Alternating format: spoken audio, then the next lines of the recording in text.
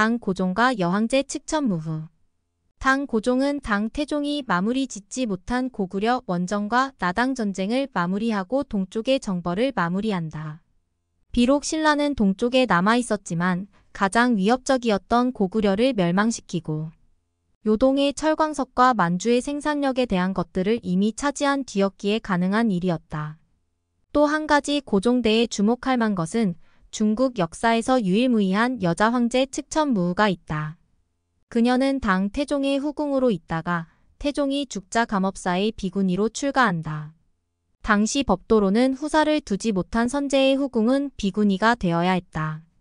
그러나 그를 눈여겨보던 태종의 아들 고종은 그를 다시 불러들여 후궁으로 삼았다. 어머니 뻘이던 여자를 다시 자신의 아내로 맞이한 것이다. 그 후 후궁의 자격으로 고종의 장남 이용을 출산하였다. 이 출산으로 그는 후궁에서 비로 승격된다. 고종의 황후이던 왕씨는 654년 측천무후의 딸이 죽은 사건을 계기로 폐서인되고 측천무후는 결국 고종의 황후가 된다. 이때가 영희 6년 655년 10월 13일이었다. 그녀는 황후로서 35년간 조정을 장악하였고 중국 고대의 이상 국가인 주나라를 본따 국호를 주로 바꿔서 당 왕조를 중절시켰다. 그녀가 황제로 등극한 것은 그녀만의 탁월한 능력이 있지만 여성의 권한이 강한 당 왕조의 분위기도 한몫하였다. 그녀는 서위시대 이래로 강고하게 중앙 정치를 주도하던 관롱 집단을 정계에서 몰아낼 정도로 비상한 능력의 소유자였다. 앞서 고종과의 사이에서 낳은 아들의 현명함을 두려워한 측천무후는 황태자가 된 자신의 아들들을 독살한 후 세 번째 아들 이현을 황태자로 삼았다. 그는 형들과 달리 유약하고 어머니의 말에 순종하는 아들이었다. 이후 고종이 683년 사망하자 이현이 황위에 올라 중종이 되었다. 하지만 얼마 되지 않아 측천무후의 손에 폐위되었고 자신의 막내 아들을 다시 황위에 올려 예종이 되었다. 그때부터 측천무후는 모든 실권을 장악하고 정사를 관장했다. 이러한 그녀의 행보에 반발이 없었던 것은 아니다. 684년 9월 양주의 서경업이 군사를 일으키기도 하였으나 곧 진압군에 의해 평정되었다.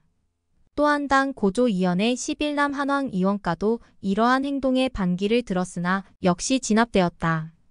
690년 측천무후는 결국 국호를 주로 고치고 15년간 황제로서 중국을 다스렸다. 측천무후가 무씨이므로 무씨왕조, 무주시대라고 불리기도 한다. 15년간의 통치 이후 황태자 자리를 어떻게 할지에 대한 고민이 있었다.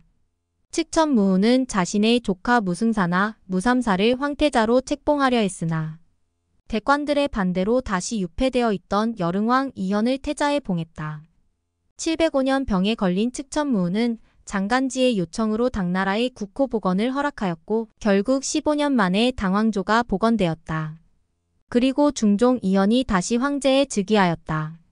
705년 음력 11월 2일 반세기 동안 천하를 다스렸던 측천무후는 장안, 상향궁 선거전에서 82세의 나이로 사망하였다. 당나라는 이후 예종의 후손들이 황위를 계속 물려받았기 때문에 그녀는 무주의 황제가 아닌 당나라의 태후로서 태묘에 봉인되어 제사를 받았다. 최종적으로 올린 정식 시호는 측천순성황후이다. 측천무후의 시대는 내치도 비교적 안정되어 통치. 50년간 대규모 농민 반란이 한 번도 없었다는 점 등 많은 업적을 남겼다.